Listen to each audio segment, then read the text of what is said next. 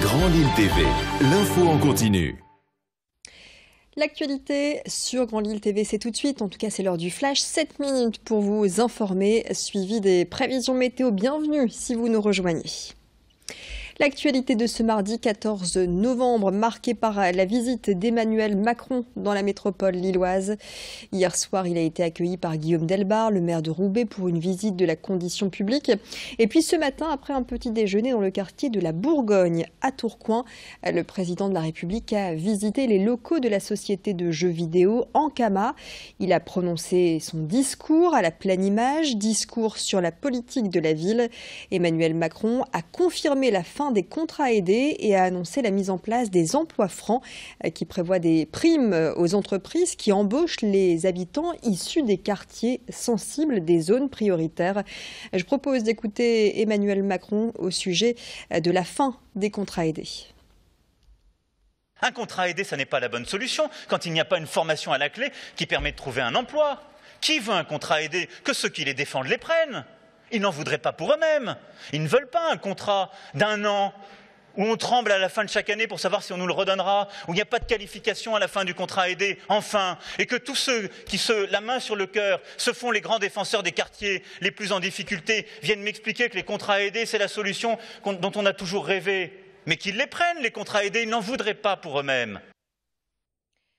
Envisager le budget de l'année 2018 pour le département du Nord, c'était l'objectif de la séance plénière qui s'est tenue hier au Conseil départemental. Une année 2018 qui voit une baisse des dotations de l'État, soit 2 millions d'euros en moins pour le fonctionnement global. Et puis cette année verra également la délégation de certains services de l'État vers les départements, ce dont se seraient bien passés les départements endettés comme celui du Nord. Cette séance plénière était organisée alors même que les sapeurs-pompiers manifestaient dans les rues de Lille pour dénoncer la baisse des moyens et la dégradation du service public. Jean-René Lecerf, le président du département du Nord, qui avait, souvenez-vous, qualifié les pompiers du SDIS 59 d'armée mexicaine, entend poursuivre la restructuration de ces services. Il s'en est expliqué au micro de Vincent Vieillard. Vous avez une partie seulement des sapeurs-pompiers professionnels, notamment autour d'un certain nombre d'organisations syndicales, qui estiment que la baisse d'effectifs qu'ils connaissent depuis 2015 n'est pas supportable. Or, cette baisse d'effectifs, elle était indispensable pour parvenir à tenir les échéances financières qui nous sont imposées.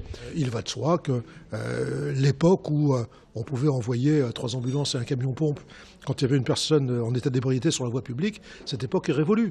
Il faut simplement les moyens de nature, effectivement, à assurer la sécurité de nos populations et pas au-delà. Sa sécurité n'a pas de prix, mais elle a un coût. Il y a des coûts qu'on ne peut pas dépasser.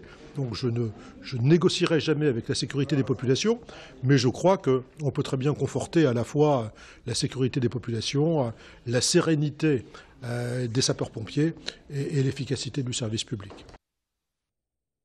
Cette semaine est consacrée à l'emploi des personnes handicapées, trop souvent exclues du monde professionnel. Chez les personnes souffrant d'un handicap, le taux de chômage est 2 fois plus important que la moyenne nationale. Cette semaine dédiée aux salariés handicapés est donc l'occasion de faire la connaissance de Grégory Cuiron.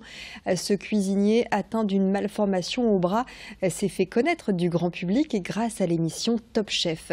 Grégory Cuiron a rendu visite aux élèves du lycée international hôtelier de Lille et il a insisté sur le rôle de l'apprentissage pour intégrer les personnes handicapées dans les entreprises. Alexis Tessier l'a rencontré. L'apprentissage, je trouve que c'est une super solution pour promouvoir l'emploi des personnes en situation de handicap parce que ça rassure quelque part l'employeur qui ne se trouve pas trop engagé quelque part. Et puis c'est un bon moyen, on va dire, de se sentir. Et puis si ça se passe bien, ça débouche sur une embauche, ce qui est très très souvent le cas parce que ce que j'ai déjà pu dire, les personnes en situation de handicap, les essayer, c'est les adopter au travail. Et à l'occasion de cette semaine consacrée à l'emploi des personnes handicapées, l'AGEFIP organise des événements, des rencontres. En 2016, l'association de gestion du Fonds pour l'insertion professionnelle des handicapés a aidé à la création de 341 contrats en alternance dans le Nord et dans le Pas-de-Calais. Et même si les mentalités ont tendance à évoluer dans ce domaine, le but est encore et toujours de faire baisser le taux de chômage chez les personnes handicapées. Explication.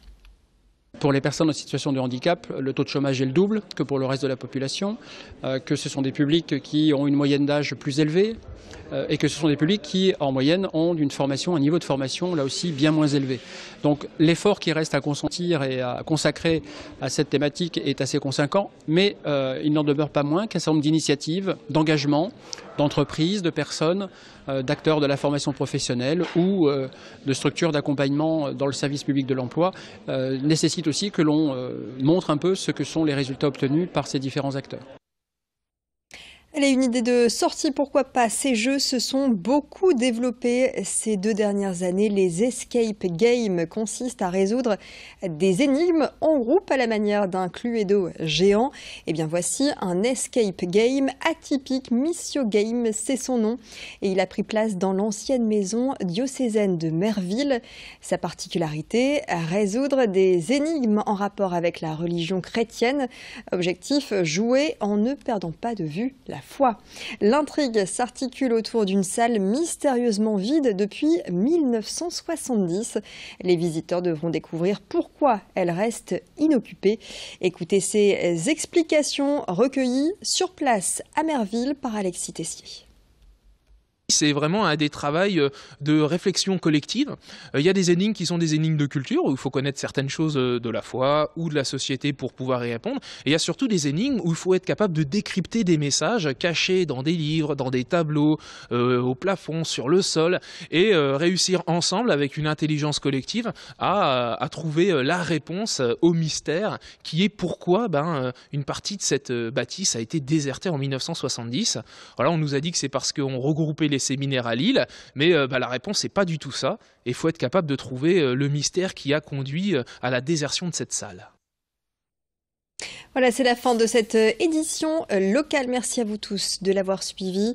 Dans quelques instants, les prévisions météo, la tendance des prochaines heures dans la métropole lilloise. Excellent moment à vous tous. Restez avec nous, l'info continue.